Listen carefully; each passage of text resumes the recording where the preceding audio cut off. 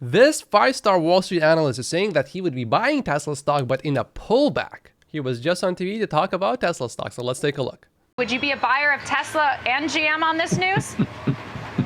Yes, I'm definitely a buyer of GM. We have a strong buy rating, and it's our number one pick in the auto sector.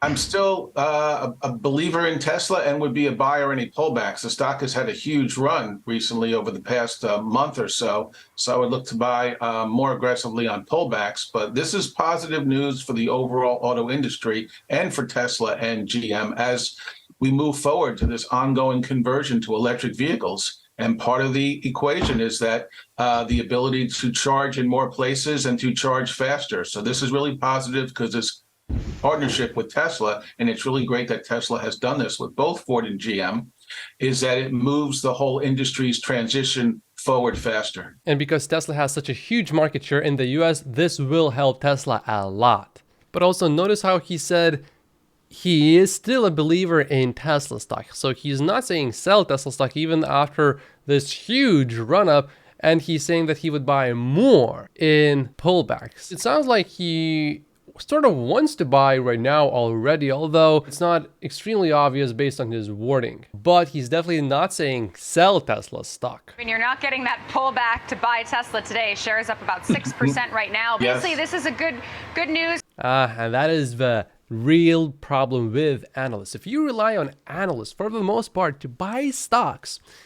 what you are really getting is what has already happened. The take on what has already happened and not so much what is going to happen. And then there are analysts that are even worse than that. They will tell you exactly what you want to hear despite what they actually think and despite what the actual research suggests. I'm speaking about analysts like Gordon. He admitted that some of his clients would have left him if in the beginning he gave Tesla stock a buy rating, and he wanted to give Tesla stock a buy rating in the very beginning when Tesla stock became available to the public. But what could it mean for the bottom line for Tesla?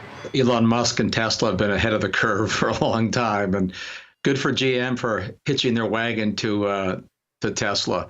Look, I think short-term bullish on this move. I'm long-term very bearish because the scale of what's required in the so-called transition to electric vehicles is profoundly misunderstood.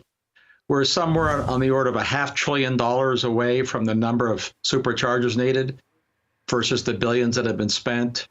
So there'll be a lot of losers, a lot of blood on the floor, in my view, in the long run. By long run, I mean the coming 5 years or so. But, Elon Musk has demonstrated vision and, good for GM. Maybe they'll be one of the winners in the end, because I think, as I said, there'd be a lot more losers than winners in the EV race just because of fundamentals and material supply chains. Even though he's saying this is long-term bearish, actually using his exact same argument, it is not bearish, it is very bullish, because you look at all of the companies that need to spend money on EVs and they are wildly inefficient. And you look at Tesla, and by far, Tesla is the most efficient company at using money to build out superchargers and new factories and everything else that you need to make EVs. So the more money you need to spend to transition, the better it is for Tesla and the worse it is for everybody else. What he's saying is only making me a little bit more bullish, not bearish. But Mark, long-term bearish, this doesn't change any of that bearishness just because obviously there's been so much of this range anxiety, if you will. There's been questions about if GM and Ford and so many of these other automakers can scale, not just in terms of building EVs, but in terms of infrastructure. And if Tesla's helping out with that, wouldn't that be a positive for the overall market? Again, short term, the range issue is overstated. There's plenty of EVs. Most of them have more than adequate range. It's not a range problem. It's a length of time to charge problem with superchargers. But because we can charge our home, for most of us, this actually saves time. Even if on road trips it takes a little bit more time to charge compared to just fueling your gasoline-powered vehicle. Superchargers are super expensive. The $7 billion in the Infrastructure Act and the Inflation Reduction Act are a factor of 100 less than what's going to be required to build superchargers in the infrastructure system.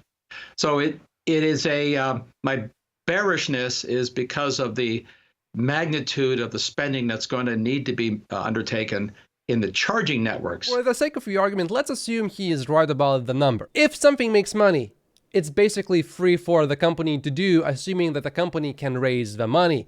And Tesla can definitely raise as much money as it needs to do anything it ever wants. In the long term, Tesla is going to have about a 10% profit margin from its superchargers. So as long as you can raise money for less than 10%, this is not even an issue at all. And because it's such a new technology still, relatively speaking, the things are getting cheaper to make. The other magnitude of spending that's underappreciated is that upstream in the supply networks for fundamental metals and materials. And by that, I mean things like copper and nickel, not exotic things like rare earths, which are also a problem. So again, I think I'm the bear here. It's an overhyped sector, but it is a fundamental addition to luxury cars. It's a luxury car model. It's a big market, $400-500 billion global market for luxury vehicles. Elon Musk owns about 40% of that market outside of China. That's why everybody's chasing him. And they will do, I think they'll do fine. Stock price, long run, I don't know. Short term, I can see why the market's excited. But I work from fundamentals of engineering economics and physical resource supply chains, which ultimately get the win, not rhetoric. Well, here we go. He just admitted that he doesn't know in the long run where Tesla stock is going. So I don't think we should listen to him. And also, he has not listened to Tesla's Investor Day because Tesla addressed every single concern about the raw materials during that day. You talked about this being a broad-based win for EV makers. I think maybe Tesla owners might feel a bit differently. They already complain about these long lines. And if you take a look at other charging stocks, specifically ChargePoint off about 12.5% today, Blink Charging off 10%. What does this mean for other charging companies? Well, Mark makes a lot of good points that this is going to be a long-term trend and project because a lot has to be done in the supply chain for components and for raw materials and for charging. But it's a step in the right direction, and it's just part of this big transition that will be happening. I mean, GM has a commitment for 1 million EVs by 2025. Ford has a similar commitment. So they both have a lot of work to do to ramp up production to even come close to Tesla. But this transition or the implementation of EVs is long overdue, and it will be a powerful trend. And I've been saying for a long time that more will happen in the global auto industry in the next 3 years than in the entire 120-year history of the auto industry combined. He makes a very good point about the transition, and one of the biggest changes in the auto industry is going to come probably perhaps from the next generation vehicle that Tesla is going to be releasing in the near future. And then you add full self-driving on top of that, and the changes are going to be massive in the auto industry. We won't even recognize it really. Some brands are going to be gone, and there will be some new players in town as well, especially from China. And consumers are very interested in EVs, but they have a lot of questions. There is a lot of concerns about how charging works, where you can charge, how long it takes to charge. I mean, over time, we'll find more software-defined solutions so that charging will take place faster. There will be more places to charge. More people will install fast chargers in their houses, not the superchargers, but the ability to charge overnight as your car is, in your house or in your garage. And all this will be part of this transition. But there is a lot of work to do, and it will take massive amounts of investments, and even the allocation that's in the IRA bill to invest in charging and the EV conversion is minuscule to what is needed. I'm really looking forward to the moment when every single house and apartment is going to come with parking spots that have faster chargers included by default. And talk about NIO really quickly. It was higher after earnings, basically shedding most of those losses, only up about 0.1% right now. It's been a tough year, at least so far, for the Tesla rival. Shares off about 20% year to date. The adjusted loss was better than expected, still a loss. Revenue fell short. Biggest takeaway from this report, doesn't seem like a whole lot of growth to write home about. Well, let's calibrate. China's a tough place to invest in, so I'm not endorsing investing in Chinese companies only because of all the other issues of transparency. But again, from the fundamentals, China is the big dog in electric vehicles, full stop. I mean, they produce and sold more EVs than anywhere else in the world. About 60% of all the sales last year or in China. China is now the ascendant exporter of EVs on the planet.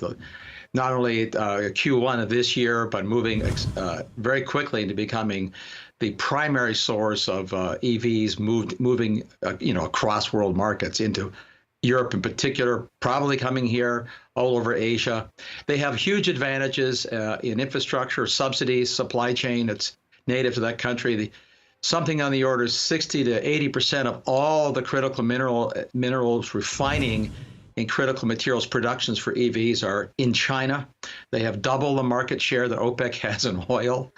So it's a huge advantage, which I think will play out for China's EV makers as they move to take advantage of what governments are pushing around the world to convince and to subsidize consumers buying EVs. Like Elon said, most of the competition is probably going to come from China. But looking at NIO, well, the stock jumped almost or about 10%. And then just hours later, it went back to where it was. It is tough to compete with Tesla. These price cuts that Tesla is doing it certainly has hurt a lot of these other EV makers. YouTube wants you to watch this video next, and it's probably a good video. And in this video, I talk about why Tesla board members are not buying more Tesla stock. If you haven't seen it, it's really good. My name is Matt. Please just like and subscribe if you haven't yet, and I will see you in the next video. Thank you so much for watching.